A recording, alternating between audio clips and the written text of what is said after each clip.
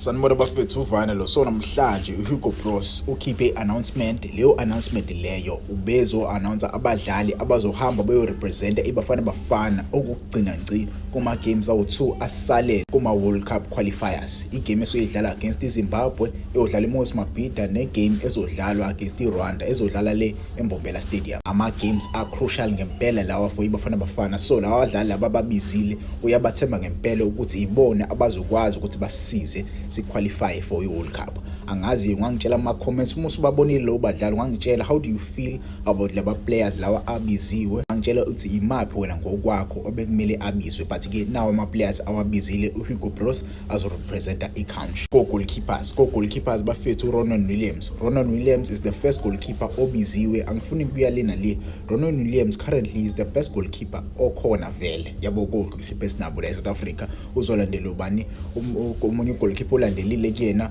uSipho Chain. Siyamazi uSipho Chain last season ube goalkeeper of the season, uyena umjida ozomlandela uRonwen Williams, uzosebenzisana naye uRonwen Williams. Kumele imali uRonwen uzokwazi ukuthi angene umjida asisize. Mase kuthi ugoalkeeper wesithathu kuba uRicardo Goss. So ibona goalkeeper bathathu ke labo esibabizile bafethu. uRicardo Goss udlalela iSwelele currently. Swelele yabo asikho mnandi, but ke ukhona umjida uHugo Bros aqala ukuthi ambize. So ibona kabadlali labo ufike kube uRonwen Williams, Sipho Chain, mase kube uRicardo Goss. Ungangitshela wena ngokwakho umuphi goalkeeper bekumele abizwe. Ngokwami nalo goalkeeper uvimbela iAmaZulu, bevimbela iChippa United last season, usevimbela amaZulu right now. That goalkeeper is doing very good. Yabo, it's a pity ukuthi akabizwanga. I know ukuthi uHugo Bros akayi ngokuthi udlala kanjani, uya ngokuthi usekwazi isikhathi singakanani. Yabo, kuma defenders abiziwe bafethu Mbekezeli Mbokazi obvious ubese ubiza umjida. Alike linye defender ngokubona kwami ebengeke libizwe okudlula uMbekezeli Mbokazi. Uyena nje mhlambe ngokubona ube unumber 1 kuma defenders abiziwe. So uyena ubiziwe umjida. I hope uzofika asirepresentele kahle lapha kuBafana Bafana. Kwelinye lama defenders abiziwe bafethu Thabang Motuluti, who's doing very well for iPulungwane City kule season le. Uyidlalisa kamnandi iPulungwane City, umjida ubiziwe bafethu ulitholile ithuba lokuthi ayo representa iBafana Bafana. Yabo, ithuba elikhulu kakhulu ke for uThabang Motuluti, kumele alibambe ngesandla so2. Into engiyithanda ngoHugo Bros uyathanda ukuthi anikeze abadlali abaningi ithuba. So ithuba elikanje uThabang Motuluti kumele alisebenzise because alivelile nanoma umdlali. Umunye wabadlali bafethu ababiziwe Siphephelo Sitholeke bafethu naye ngomunye wabadlali ebengintshela ukuthi umjida ngiyazi abizwe, kodwa ke looks like umjida userecoverile kuinjury yakhe and wasebenzela kakhulu kwiAFCON. Uma umkhumbule kwiAFCON esebenzisana noTebogo Mokoena lapha esiswini, umjida wayedlala ngempela. So ukubuya kwakhe ngempela kuzoyisiza indishi eBafana Bafana ithi ukuqina kancane. I don't think kodwa uTebogo Mokoena uzokwazi ukuthi adlale because umkhumbule inkinga zakhe uTebogo Mokoena with iBafana Bafana, yabo izinto ezikanjalo. So ukubuya kwakhe umjida kuzoletha leyo stability kusisu seBafana Bafana because vele ade sesibadinga abadlali abanjengayo oSiphephelo Sithole. I know bakhona Mbatha, I know bakhona Leru, but ukuba khona kwakhe umjida ade afika kule Bafana Bafana le. So Hugo Bros umjwayele vele. Another defender bafethu biziwe bafethu uNkosinathi Sibiso usathana kubuya kwi-injury, umjida ube injured with iOrlando Pirates, but ke isithenjwa sokugcina ngci saHugo Bros. Isithenjwa sokugcina ngci saHugo Bros and umjida uyakwazi ngempela ukudlala lapha emuva. So ukubizwa kwakhe umjida akungithusi mina because umjida vele usebuyile vele. So why not call up uNkosinathi Sibiso because usay right. But ke abanye abantu mhlawumbe bangangitshela ama comments bathi hayi bengamela bizwe. Ungangitshela wena, do you think was it fair to call up uNkosinathi Sibiso? Malibonge Khoza, I was waiting to see this boy shine. I was waiting for this boy to get his moment. Ade ngangilindele lo mfana lokumbona elithola ithuba lakhe eyorepresenta iBafana Bafana. Umjida lo ade representa iBafana Bafana kwi-CHAN tournament. He was playing ibhola elimnandi kwi-CHAN tournament. Umjida uselitholile ithuba lokuthi ayo represent iBafana Bafana in the World Cup qualifiers. Do you see ukuthi uma unikezwe ithuba kumele ulisebenzise, noma athiwa ubizwa kwisquad isikanjani, noma athiwa udlala kuphi, kodwa uma unikezwe ithuba lokuthi uyo represent iBafana Bafana kumele ulisebenzise. Noma athiwa hamba udlala kwiCOSAF, hambe kwiCOSAF ufike udlale kahle. Cause there is always that one person who's watching. look at uMalibonge Khoza. He was playing very well kwi-Mamelodi Sundowns. It was a matter of time ukuthi abizwe iBafana Bafana, abizwe Hugo Broos. So he used this opportunity. Umchita walibamba izandla zo2. Kuyangijabulisa kakhulu ukumbona esiyorepresent iBafana Bafana. One of the best talent iMamelodi Sundowns esawaproducile in this current era for me. Malibonge Khoza clinical umtshela bafethu yalazi ibhola bafethu. Yalazi ibhola bafethu. Yabo mesikhuluma ama center backs ungifanele njengoNda. That's how clinical he is.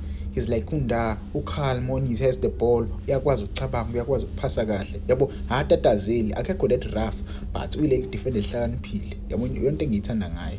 Cabanga umdlalisa noMbukaza womma. Elinye lama defender abiziwe bafethu uSamkelo Kabini. Samkelo Kabini bafethu, the former Orlando Pirates player, the former TS Galaxy player who is playing in Norway currently. Umchita nawo ubiziwe bafethu uyo represent iBafana Bafana. He was very good against Nigeria. He was very good against Nigeria. I want to see a lot of this boy. Uyakwazi ukudlala umchita as a wing back, ngambona sidlala against Nigeria. Uyakwazi futhi uyi center back kahle ngokwakhe, yabo, but ke uyakwazi ukuthi adlale wide, akwazi ukuthi occupy lezo ibase lezo. Obvious. Vurfai. iVIP yani sijayiva nabantu. Ubuyile bafethu kulesa mdawu, ubuyile like akakaza hamba. He's back like he's never left before.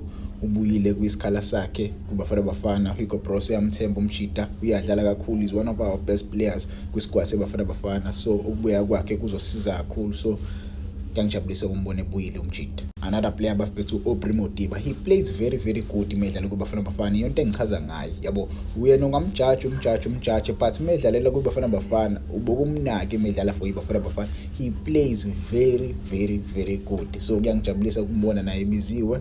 Another player bafethu uNdamane odlala le kuTS Galaxy. Dlala kuTS Galaxy umchita na ubiziwe. Angazi ngikabili ngalomchita, but I don't think uzoyithola game time, but ke naye ubiziwe, yabo. Another player bafethu uTebogo Mokoena, sengena kuma midfielders right now. uTebogo Mokoena uyitholile naye i-call up yakhe okuyikona ukuthi kunxa ukuthi why simbiza umchita, because kunenkinga ezimsurroundayo. Why ebizwa? Because there are rumors surrounding lomchita. Not even rumors, yabo. I don't think uzodlala, but ke ubiziwe.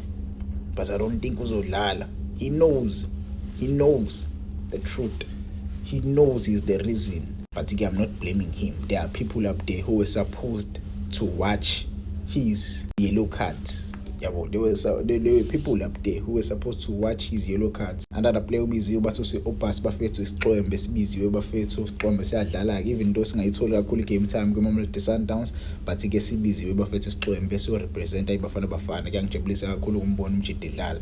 One of my favorite players odlalela kuMamelodi Sundowns. Even though he didn't join Orlando Pirates, I was so pissed ukuthi ayijoyina Orlando Pirates, but ke naye ubiziwe umchita. Talent empatha. Angifuna ukuchaza kakhulu bafethu, nyalazi udaba. Nyalazi udaba. Tapelo Morena is another player ubiziwe which is a shock out ubiziwe umchita. Angifuna ukukhuluma kakhulu ngoTapelo Morena. Umchita adafika kuBafana, he plays well kuBafana, but issue yakhe angazi. Oswina Police is another player ubiziwe. Akungithusiya kakhulu lokho bafethu ukuthi ubiziwe. Oswina Police is playing very well for Orlando Pirates. Obvious he deserved to be called up by Hugo Broos. Sipho Mbuli is another player ongangithusi ukumbona ebiziwe. Obvious he deserved to be called up by Hugo Broos. Currently uTeto Maswanganyi is not well currently. uThembazwane akekho mnandi, yabo, obvious ubezobizwa umchita. So akungithusi ukumbona ebiziwe. Umunye umdlalo obiziwe bafethu iCram Rainers. iCram Rainers ke is another player obvious obezobizwa, udlala kahle for iSundowns. He's scoring goals like he's playing alone. Lyle Foster is another player odlala kwiPremier League, naye ngizwile ukuthi ubiziwe umchita. I hope bazokwazi ukuthi babange competition with iCram Rainers. Tsepang Moremi bafethu another player ubiziwe Hugo Broos yo represent iBafana Bafana. Tsepang Moremi ke bafethu uzenzela nje udumo njengamanje, usathana kufika kuLorlando Pirates, efika nje usiyodlala kuma World Cup qualifiers. This is big. Mhankota another player bafethu ubiziwe odlala le eSaudi Arabia. He played for Orlando Pirates previously. Umchita ka ubiziwe yo represent iBafana Bafana. This is huge. Last but not least Nyamazi kumdlali. Nyamazi, the king, one and only.